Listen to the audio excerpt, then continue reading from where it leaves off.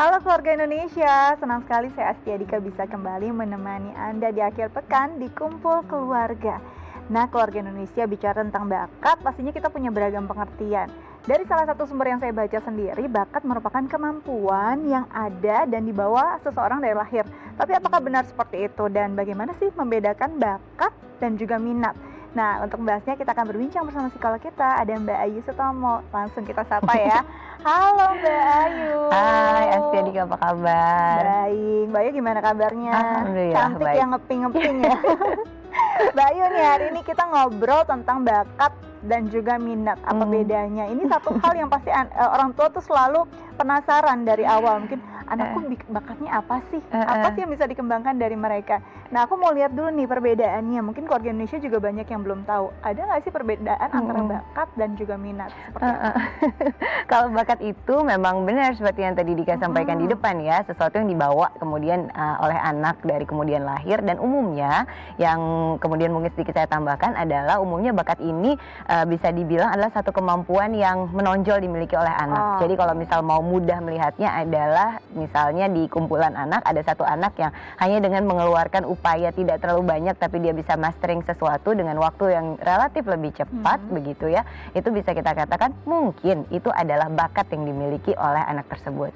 Sementara minat lebih kepada ketertarikan dominan anak terhadap satu aspek atau satu hal tertentu. Jadi apakah dia kemudian bisa sangat mudah kemudian menguasai hal yang dia tertarik tersebut gitu, belum tentu gitu. Tetapi kalau bakat itu bisa dibilang usahanya nggak perlu sebesar yang lainnya untuk bisa menguasai satu bidang yang menjadi bakatnya dia. Tapi kalau minat itu lebih kepada ketertarikan yang sangat besar terhadap satu aspek yang pada akhirnya kalaupun dia tidak berbakat di bidang itu, tapi dengan ketertarikannya yang besar yang pada akhirnya membuat ia mengeluarkan upaya yang besar untuk menguasai sesuatu, maka hasilnya juga bisa sama-sama excellent gitu. Oke. Nah, gimana caranya kalau kita udah melihat nih dari anak, misalnya musik, contohnya musik, anak saya kayak punya kemampuan yang menonjol nih di bidang musik, tapi dia punya juga nih kemampuan yang menonjol di bidang lain. Apakah ini harus difasilitasi semuanya atau memang seperti apa agar anak juga tidak terlalu banyak gitu? Oke, kalau misalnya beruntung sekali mungkin ya orang tua yang wah tahu anaknya punya bakat di banyak bidang, karena nanti mungkin kita bahas juga kalau nggak kelihatan bakatnya di mana-mana harus diapain gitu kan. Iya. Tapi itu nanti kita bahas. Kalau kemudian bakatnya banyak banget terus harus diapain. Salah satu tugas kita sebagai orang tua memang memberikan pengalaman-pengalaman kepada anak untuk kemudian dipaparkan banyak pengalaman sehingga anak bisa pada akhirnya mengetahui dan memahami. Kita juga sebagai orang tua bisa melihat di antara banyak yang terlihat berkembang dengan baik dan menonjol tersebut, mana sebetulnya yang paling dominan menjadi ranah bakatnya anak gitu.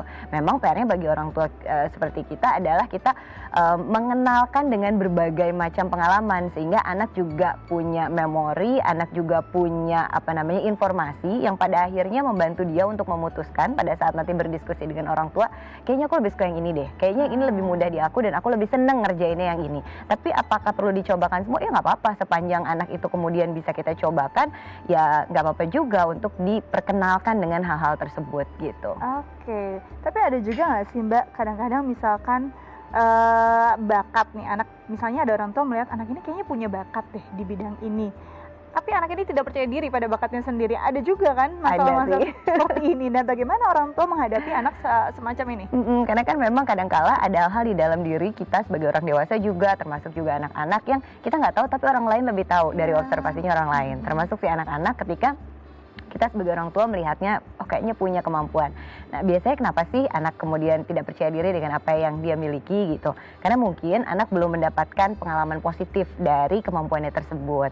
Kemudian anak juga merasa bahwa wah apa bisa gitu kan. Nah kalau kemudian PR-nya anak belum mendapatkan pengalaman positif yang membuat dia merasa oh ya saya bisa, saya mampu, kembali lagi kepada orang tua untuk yuk diarahkan. Kemudian diberikan pengalaman yang membuat anak bisa kemudian merasakan dan mengamini bahwa oh ya ternyata bisa gitu. Nah itu caranya kan bisa beragam, bisa mengikutkan beberapa kompetisi, kemudian atau juga menggabungkan anak ke kelas-kelas tertentu di mana di situ dia lebih terasah dan ada teman-temannya dan kemudian secara spesifik mendapatkan stimulasi dari bakatnya tersebut begitu. Sehingga pada akhirnya anak menyadari atau memiliki kesadaran bahwa ya saya mampu untuk melakukan tugas tersebut ya gitu. Oke, jadi sebenarnya memang perlu ada pengakuan mungkin dari orang lain, tidak hanya dari orang tua, baik itu pengakuan secara verbal ataupun memang pengakuannya dengan tadi bentuk prestasi dia, itu kan membuat dia sendiri percaya diri.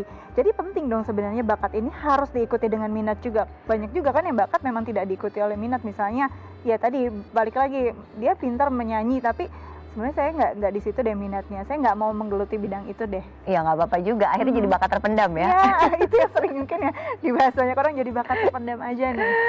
Kalau misalnya memang dia berbakat di bidang itu, kemudian tapi dia tidak memiliki minat ya minat tersebut gitu, orang tua bisa memperkenalkan dan beragam aktivitas yang lainnya.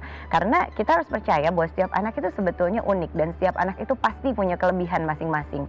Jadi kalau misal mungkin keluarga Indonesia di rumah ada yang bilang, aduh saya belum lihat nih, belum ketemu bakat anak saya, atau anak saya kayaknya nggak ada bakatnya.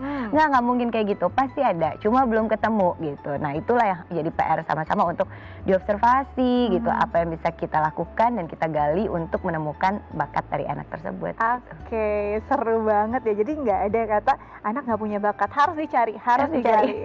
Nanti kita bahas lagi dan kita gali lagi nih dengan salah satu narasumber kita ya. Tapi setelah jeda ya Mbak Ayu ya. Nah, keluarga Indonesia jangan kemana-mana, tetap bersama kami di Kumpul Keluarga.